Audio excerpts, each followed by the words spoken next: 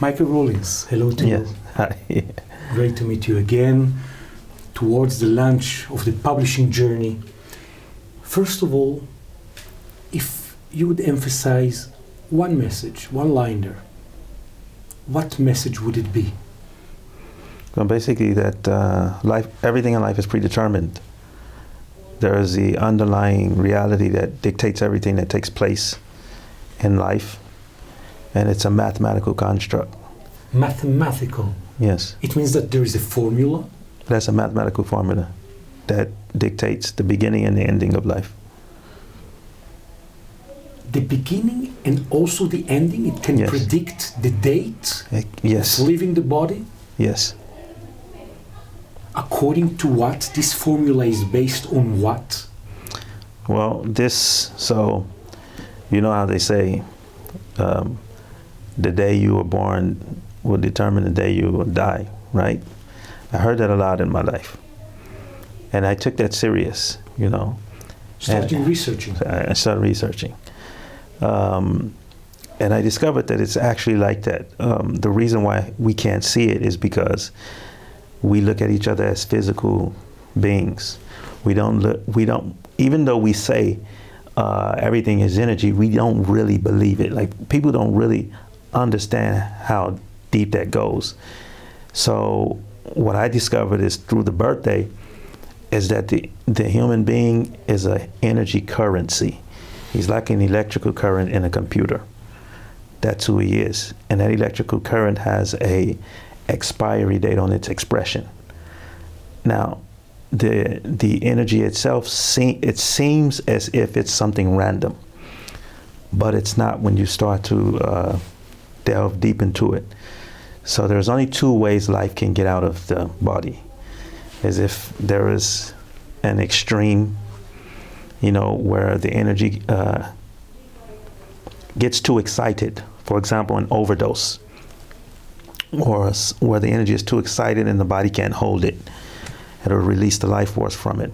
Or when it's too feeble and the energy is too weak, the life force will be released, or through trauma. Okay? Kind of an accident. Yes. Now, there are numbers that represent the three ways you can leave the body. And every person that passes away under one of the three numbers. And you can even go even in detail as to how and why it happened. You know, that's not going to be in the book. Maybe I'll put some drops here and there. Mm-hmm. But when I first saw it, I was shocked because you can't believe, like, everything is so, all of these details needed to come together to make this happen. And the things look so random, but they're absolutely determined. Right? So the person can choose to take a flight at a certain time. And what I've noticed is all of the people, for example, I'll give you an example, the helicopter crash with Kobe Bryant, right? There were a certain number of people on that helicopter. And if you look at all these crashes, helicopter plane crashes, that number is on all of them. And when you look into the birthday of the people on the plane, they're all mathematically connected together. It's crazy how it is, but some kind of way they all link up to create one of the three numbers. That's how you know what's going to take place. Now, I can actually predict it a lot ahead of time as well. So, for example, there are people who are in relationships who are destined for a life ending together dramatically. For example, like Kobe and his daughter. That was totally predetermined from way before they even were born. So you have, this is taking place all over the world with all people. Now, the thing is, you end up choosing to do something that leads you there. And that's where I got the idea that the genes themselves know when and where and what's supposed to take place. You know, because at the end of the day, it's done by your hand, regardless to how it turns out. You took yourself to the place. You understand? Upload yourself to the helicopter. Yes, you put yourself to the helicopter. If it was sickness, it's a result of something you put in your body, right? All of these things look natural, but it's a mathematical construct that's mixed with both life and death. And they both get their turn to express themselves. And at a certain point in life, death will take over and be the superseder of the expressions. Yeah. Wow. And this is a research that you've been doing for for a long time, since my father died. That's how I actually, the first part of the formula I discovered through my father's birthday and his death date.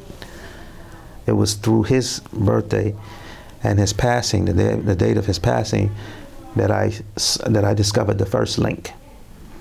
And as I was focusing on the first link, 4 other links came out that were all the same for people all across the board who passed away. So that's when I started to look further and further into the experience itself, and yeah, today it's just it's every single person that passes away comes under the same energy expression, which is a number. It's amazing. What will be the name of your so the first thing that came to mind was Time of the Departed. Time of the Departed. Yes. I didn't know if I wanted to do The Departed's Time or Time of the Departed. That was the first thing that came to my mind. And then a friend of mine told me you should call it Predetermined. That didn't sit with me so well. But another one was Written in Stone, because the birthday and the death date are both written on the headstone. Uh-huh. Yeah.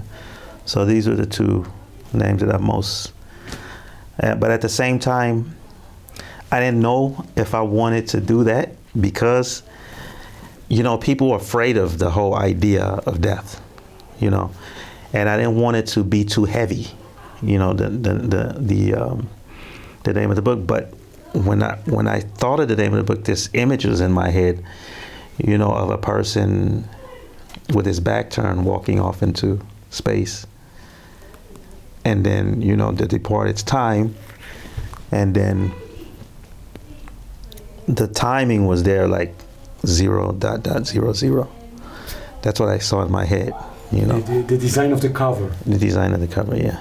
It's amazing. But then the acronym for TIME, time, is This Is My End.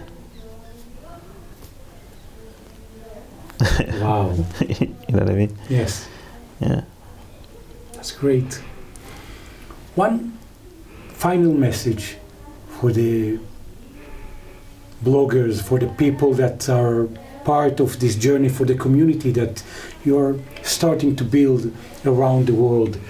One message, one sentence that you say, hey guys, please take it to your heart from the coming book, from this interview. What message would it be? I think the one message that's been with me for years, that's just acceptance. The moment that you accept, then you can see. You can't see as long as you don't accept. You're always asleep. You can't see what's going on around you. You can't see reality because you don't accept. And how you know you don't accept is you think you have control because you're strongly identified with the self. As a result, that identification disconnects you from the whole. And so it's impossible for you to see what's really taking place. But when you accept, you realize that you don't have a choice in the matter, that something else bigger is at play. And as a result, everything calmed down because you realize it doesn't matter left or right what's going to happen. It's going to happen that way. you know. So acceptance is, I think, is the most, for me at least, something beautiful happens when you accept reality for what it is.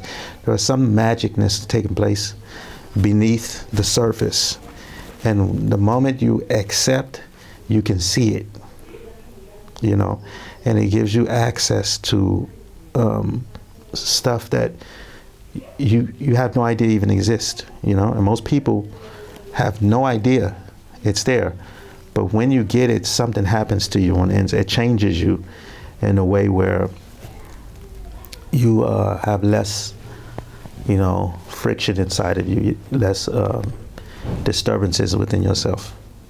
Yeah. Michael Rollins, just lean back with your recommendation and knowing that this is nature.